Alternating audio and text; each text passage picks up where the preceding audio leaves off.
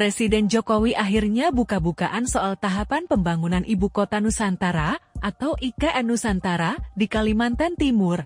Rupanya, Jokowi sudah mulai kasak-kusuk memindahkan ibu kota dari Jakarta di awal masa jabatannya sebagai presiden atau 9 tahun lalu. Diketahui, saat ini pemerintah terus mengebut pembangunan infrastruktur di IKN Nusantara.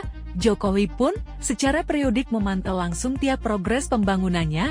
9 tahun lalu, Jokowi mengaku membentuk tim secara diam-diam. 9 tahun yang lalu, secara diam-diam saya bentuk tim untuk melihat kembali gagasan-gagasan yang telah dilakukan oleh Presiden pertama, kedua, dan selanjutnya, ujar Jokowi saat memberi sambutan pada groundbreaking pembangunan Kompleks Bank Indonesia di kawasan Ibu Kota Nusantara IKN, Kalimantan Timur, sebagaimana dilansir YouTube Sekretariat Presiden, Rabu 2 November 2023, dan akhirnya setelah 6 tahun studi, berkalkulasi, dan berhitung, kemudian kita memiliki beberapa opsi, beberapa pilihan, dan akhirnya terakhir kita putuskan ibu kota kita yang baru, ibu kota negara adalah Nusantara.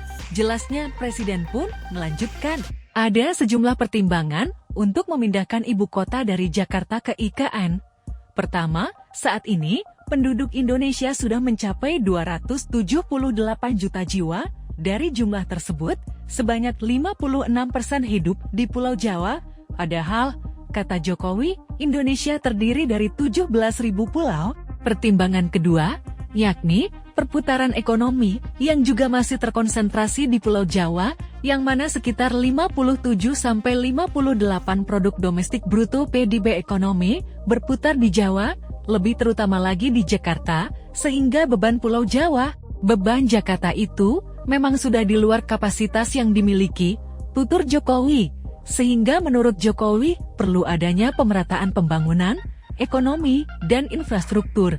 Oleh sebab itu, sejak Presiden pertama Bung Karno sudah memiliki gagasan dan rencana untuk memindahkan ibu kota, Pak Harto juga sama ingin memindahkan ibu kota dari Jakarta, tambah Jokowi. Download Tribun X sekarang, menghadirkan lokal menjadi Indonesia.